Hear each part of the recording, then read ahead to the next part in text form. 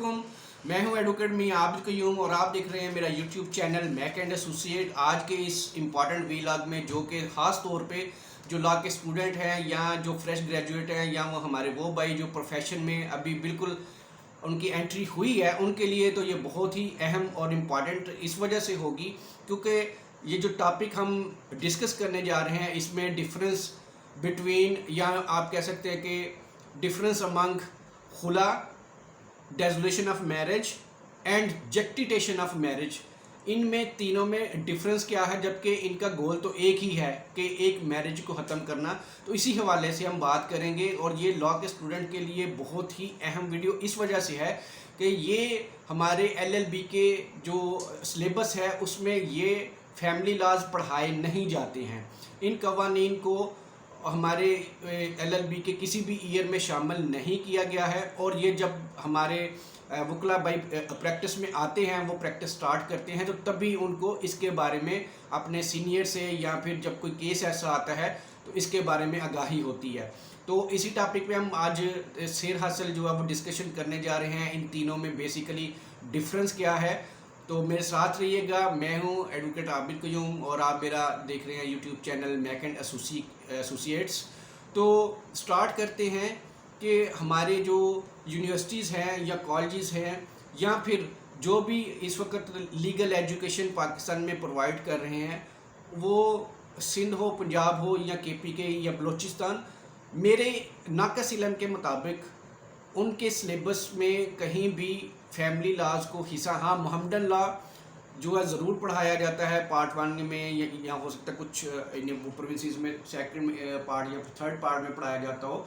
Islamic jurisprudence भी हमारे syllabus का हिस्सा ज़रूर है, बट ये फैमिली लॉज जो हैं वो हम कहीं भी हमें पढ़ाए नहीं जाते हैं। इस वजह से वो हमारे सारे स्टूडेंट जो वो फ्रेश ग्रेजुएशन करके फील्ड में इस ऑनरेबल प्रोफेशन को ज्वाइन करते हैं, उनको इन कवानीन का सिरे से कोई आइडिया नहीं होता, इल्ला कि किसी का ज़ाती इंटरेस्ट हो या किसी के वो मतलब पेरेंट्स में या मतलब फैमिली में कोई ऑलरेडी वकील हो तो उनको शायद आइडिया हो सकता है। लेकिन हम आम तौर पे बात कर रहे हैं कि आम तौर पे जो लोग एंटर होते हैं उनको इन कवानीन का ज़्यादा आइडिया नहीं होता, और वो भी कहाँ से, ना उनको पढ़ाया जाता है, ना कभी उनको ऐसी किसी केस से वास्ता पड़ा होता है।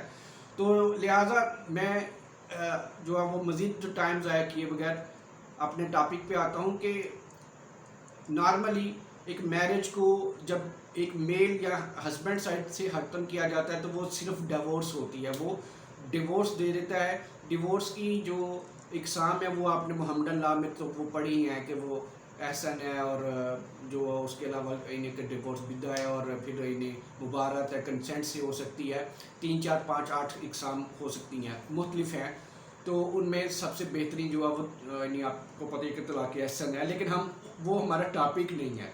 हमारा टॉपिक ये है कि जब एक वाइफ जो एक फ़ीमेल है वो अगर अपना निकाह ख़त्म करती है या करवाना चाहती है तो डेफिनेटली उसके पास एक ही हल होता है।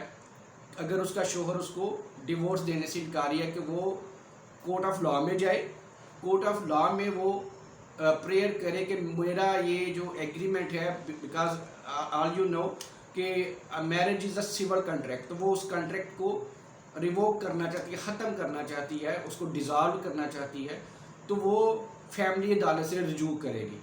अब फैमिली अदालत से रजू कर लिया तो आपने देखा होगा या फिर देखेंगे जो नए आने वाले हमारे भाई हैं कि लिखा जाएगा जी कि सूट फॉर खुला, ठीक है जी, कहीं पे लिखा जाएगा कि सूट फॉर डेसोल्यूशन ऑफ मैरिज, और कहीं पे ये लिखा जाएगा कि सूट फॉर जस्टिटेशन ऑफ मैरिज।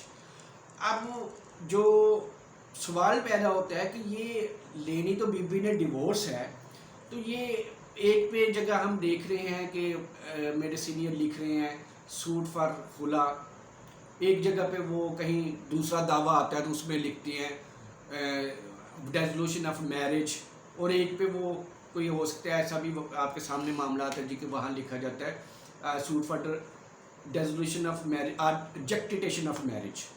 तो ये तीनों में फ़र्क क्या हुआ? खुला जो है वो आप समझ लीजिए कि एक बिल्कुल स्ट्रेट फॉरवर्ड اور سمپل طریقہ ہے جس میں بی کا اس میرڈ خاتون کا جو اپنے شوہر سے چھٹکارا چاہتی ہے اس کا سمپل سا یہ اس کی پریئر ہوتی ہے کہ بھئی مجھے کچھ لینا دینا نہیں ہے، مجھے نہ میرا مہر چاہیے نہ مجھے کچھ اور، مجھے جو ہے اس شخص سے میری جان چھڑا دی. اس صورت میں آپ سمپلی سوٹ فار خلا کرتے ہیں. وہاں آپ کو اپنا جو وہ بی ہے مطلب اس کو جو اس کا رائٹ آف مہر ہے، ڈاور ہے، وہ ویو آف کرنا پڑتا ہے. اب وہ 1000 ہو، 1,00,000 ہو یا جتنا بھی ہو تو وہ سرنڈر کرے گی. ٹھیک ہے جی. یہ خلا میں اس کو یعنی لا میں لکھا ہوا ہے کہ اس کو سرنڈر کرنا پڑے گا. اگر آپ مسلم فیملی لاز آرڈیننس 1961 دیکھیں تو اس میں جو سیکشن ہے اس میں یہ ہے کہ اس کو جو اب سرنڈر کرنا پڑے گا. خلا کا جو اس میں سیکشن دیا گیا ہے، یا اس میں جو اگر آپ اس کی کمنٹری میں بھی جائیں تو آپ کو زیادہ ڈیٹیلز وہاں پہ مل جائیں گی. دوسرا ہم آ جاتے ہیں جو سیکنڈ فارم ہے for taking the divorce by female from the court of family law. تو وہ آتی ہے ڈیزولوشن آف میرج. اب آپ کہتے ہیں کہ مجھے خلا تو چاہیے، اس بندے سے چھٹکارا تو چاہیے، لیکن اس نے میرا ڈاور بھی دینا ہے، اس نے میرا حق مہر دینا ہے. اب ڈاور کے آپ کو آئیڈیا ہوگا کہ 2 اقسام ہے، ایک ڈیفرڈ ہوتا ہے اور ایک پرامپٹ ہوتا ہے. تو پرامپٹ تو اسی وقت دے دیا جاتا ہے، جو ڈیفرڈ ہوتا ہے وہ کسی بھی وقت عورت ڈیمانڈ کر سکتی ہے ان ہر لائف. ٹھیک ہے جی. تو وہ کہتے ہیں کہ میرا اتنا ڈاور بنتا ہے، اس نے مجھے 5 تولے سونا لکھا تھا یا مجھے کہا تھا کہ میں 10 لاکھ دوں گا. تو جو بھی وہ اماؤنٹ ہوگی وہ اس کو لینا چاہتی ہے تو پھر اس کو آن دا بیسس آف ڈیزولوشن وہ مل سکتا ہے. صرف اگر خلا کا کرے گی تو وہ اس کو ویو آف کرنا پڑے گا. ڈیزولوشن آف میرج کی پھر جو آگے گراؤنڈز ہیں وہ ان گراؤنڈز پہ جائے گی. وہ گراؤنڈز جو ہیں وہ بھی آپ کو جو MFLO میں آپ کو تفصیلی ملیں گی، یا مسلم وہ marriage dissolution of marriage act 1939 بھی ہے، اس میں بھی وہ لکھی. بڑا چھوٹا سا 2 صفحوں کا ہے وہ لا، dissolution of Muslim marriage act. تو اس میں یہ بڑی تفصیل سے یہ بیان ہوئی کہ کن کن صورتوں میں وہ ڈیزولوشن آف میرج سیک کر سکتی ہے. تیسری اہم چیز آ گئی وہ جسٹیٹیشن آف میرج. یہ کب ہم کرتے ہیں، کب ہم ایک خاتون کو خلا اور ڈیزولوشن کے علاوہ جسٹیٹیشن آف میرج میں لے کے جاتے ہیں اور ہم suit for jactitation of marriage file کرتے ہیں. یہ جناب اس وقت ہوتا ہے کہ جب وہ ایک ایک بندے سے چھٹکارا تو پانا چاہ رہی ہے، اسے علیحدہ ہونا چاہ رہی ہے، اسے اپنا معاملات ختم کرنا چاہ رہی ہے، لیکن وہ یہ یہاں پہ کہتی ہے کہ میرا جو یہ نکاح تھا یہ اس کے ساتھ کبھی ہوا ہی نہیں تھا. یعنی یہ جو ڈاکومنٹ ہے یہ فورجڈ ہے، فیبریکیٹڈ ہے، کنکاکٹڈ ہے، یا میری اس میں کنسینٹ ہی نہیں تھی، یا یہ میرے سے دھوکے سے سائن کروا لیا گیا، یا مجھے بے ہوش کر کے میرا انگوٹھا لگوا لیا گیا. مختلف سینیریو اس میں ہو سکتے ہیں جو آپ کو جیسے جیسے آپ ڈیل کریں گے آپ کو آئیڈیا ہوتا جائے گا. لیکن یہاں پہ صرف میں اس کو آپ کو اس کا کنسیپٹ دے رہا ہوں. تو وہ اس صورت میں کہ یہ پہلی 2 صورتوں سے اس طرح سے مختلف ہے. پہلی دونوں صورتوں میں وہ نکاح ویلڈ تسلیم کر رہی ہے، خلا میں بھی اور سیکنڈلی ڈیزولوشن میں بھی. وہ یہ ایگری کر رہی ہے کہ the nikah ceremony was conducted and the nikah agreement this contract was valid.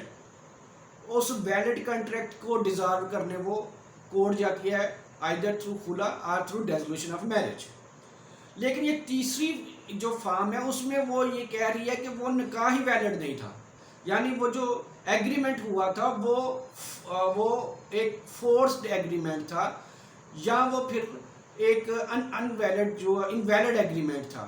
یعنی اس کی ویلڈیٹی پہ جب وہ کوسچن ریز کر دیتی ہے تو اس وقت ہمیں پھر جسٹیٹیشن آف میرج میں جانا پڑتا ہے. اور یہ بھی یہاں پہ یاد رکھیے گا کہ جسٹیٹیشن آف میرج کا فیصلہ جو ہے وہ نارملی تو خلا میں اور ڈیزولوشن میں ایویڈنس اس طرح سے لیڈ نہیں ہوتی ہے، لیکن یہاں پہ آپ کو پروف کرنا پڑتا ہے یہ چیز کہ یہ واقعی جو اس طرح کا انویلڈ ہونے کا جو ہمارا کلیم ہے وہ اس کو پروف بھی کرنا پڑے گا تھرو پراپر ایویڈنس. اور اس پہ پھر سارا معاملہ ہوتا ہے کہ جیسے کہ سول سوٹ میں نارملی تو آپ کو آئیڈیا ہے کہ وہ فیملی لاز اسپیشل لاز ہیں اور ان میں اپلیکیشن آف CPC نہیں ہے، لیکن یہاں پہ پھر بھی آپ کو ایویڈنس کروا کے تو یہ پروف کرنا پڑے گا کہ یہ it's a case of justification of marriage, یعنی آپ نے صرف یہ نہیں کہ دعویٰ کر دیا اور باقی اسی طرح سے یہ نہیں چلے گا، یہاں پہ اس کو تھوڑا سا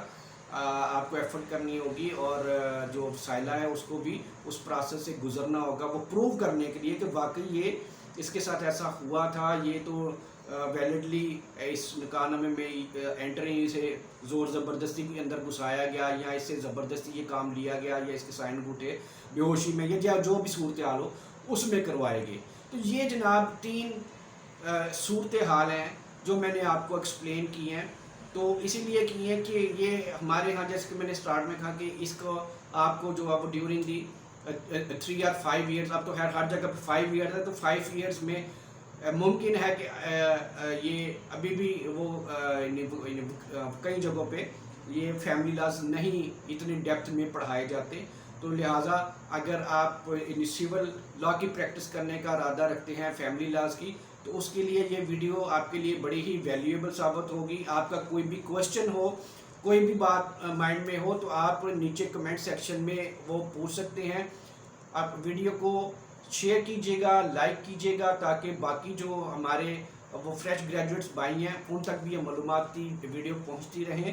تو ملتے ہیں اگلے اسی طرح کی کسی اور ٹاپک میں، تب تک اپنا سب کا خیال رکھیے گا۔ ٹیک کیئر جی، خدا حافظ۔